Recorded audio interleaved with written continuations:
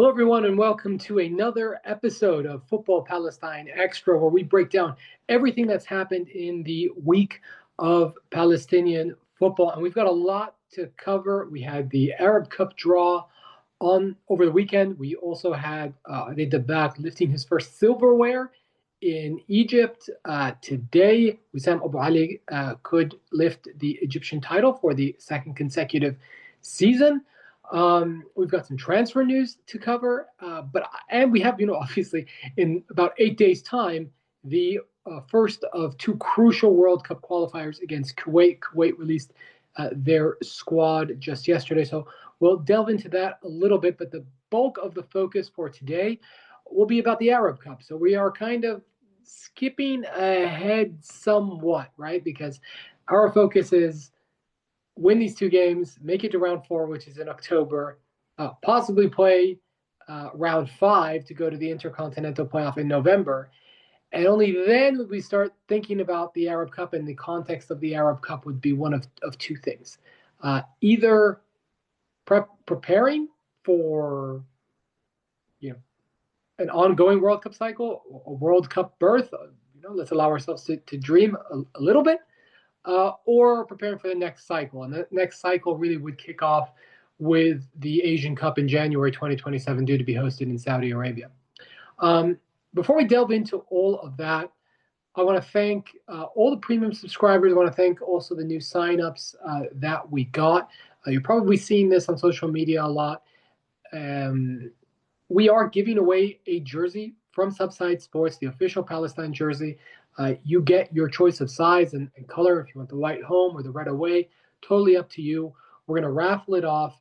The way you enter the competition is you subscribe to Football Palestine. So all the subscribers, free and paid, are in that raffle. A free subscriber gets 1 ticket. A paying subscriber gets 100 tickets. So if you really want that jersey, consider upgrading your subscription to a paying subscription. You have a better chance of winning that jersey. The winner will be announced after the qualifiers. And on top of that, you get a lot of exclusive content that you can't find anywhere else. You get to see these videos in their entirety. You also get to see the library of interviews we did with national team players, both current and former.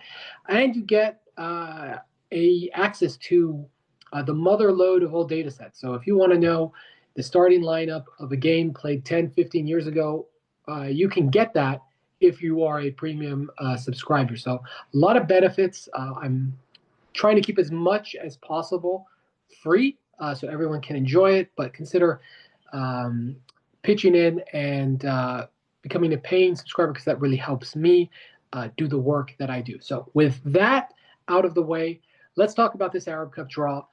Let's talk about why it's the FIFA Arab Cup draw and why that doesn't actually mean that you get access to all your players. So a little bit of a history lesson. The Arab Cup has been around for a very, very long time. The first one was contested in 1962 or 1963, and they've held 11 editions of it. Now, for the first 10 editions, FIFA didn't put its name to it, and it was sort of held on an intermittent basis, right? They couldn't really figure out, do we do it every 2 years, every 4 years?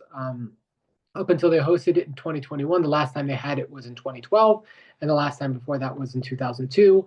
And it was hard to convince teams to actually show up for this tournament. That it really didn't kind of fit anywhere in the calendar, and you are, at the end of the day, bringing the Asian nations that are Arab and the African nations that are Arab and playing this interconfederational tournament that, although it has history, has sort of been forgotten. So when FIFA bought it back in 2021, they did it so they could have a test event for Qatar ahead of the 2022 World Cup.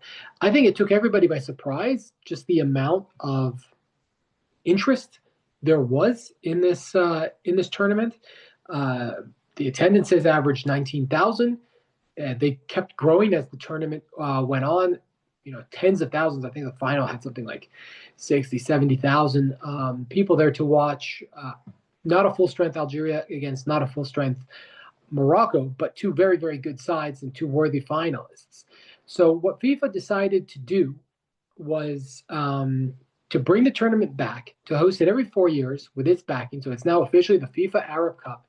It will be held this year in December.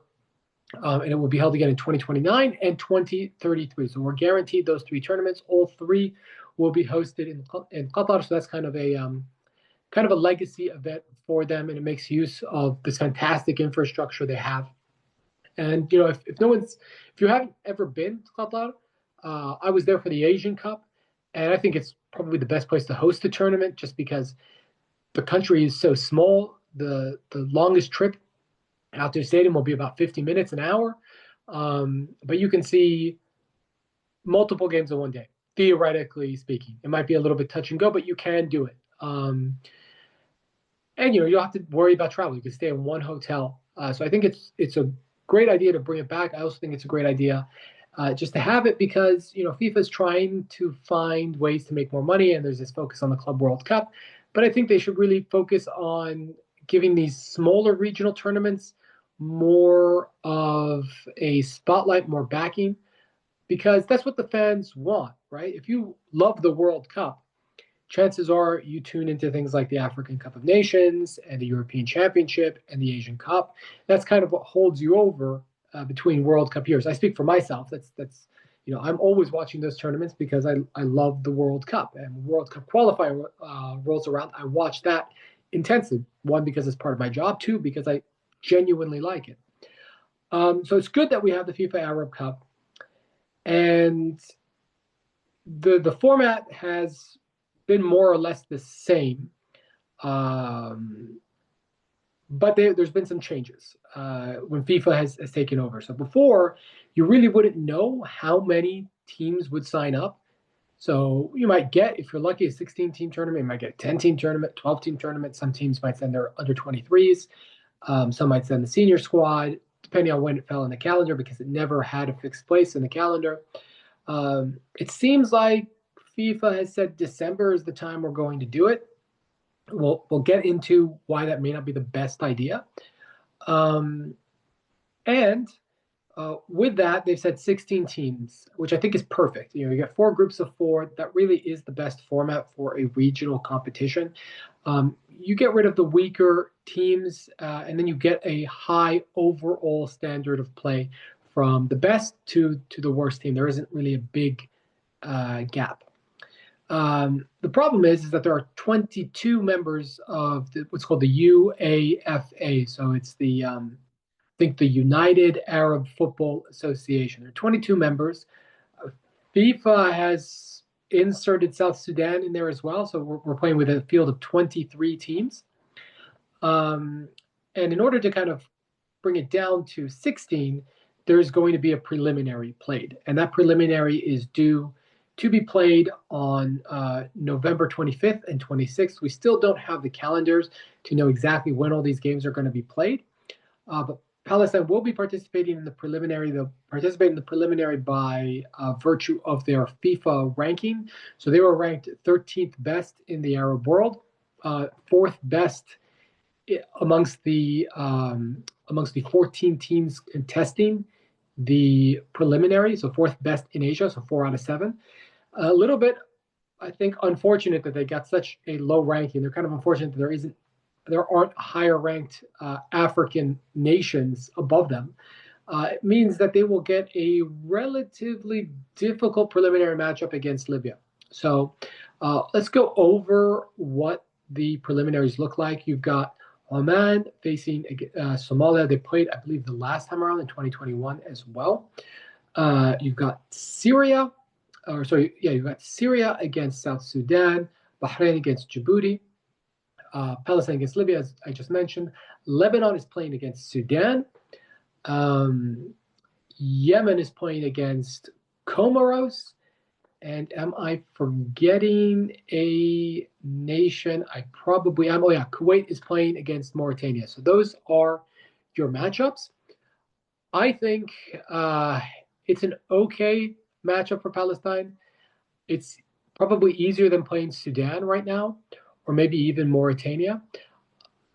I would say, you kind of have to look at where all the teams are. And the first thing you look at is, well, how many players do they have playing abroad? The second thing you look at is this team going to participate in AFCON? And then the third thing you look at is the general form to kind of get an idea. Why is the contingent that is playing abroad, and by abroad I mean outside the Arab world, important? It's important because this is not a FIFA date. So any club can push back, and even the clubs within the UAFA, so even a club in an Arab nation could theoretically have pushback. Now, there's been a lot of working behind the scene to make sure that doesn't happen, but they are within their rights to say, this is not a FIFA date. We will not release a player for your match on November 25th or November 26th or during the finals between December 1st and December 18th. That's how the system works. So if you're a team that has, 12, 13, 14 players playing outside of the Arab world in Europe, Asia, the Americas,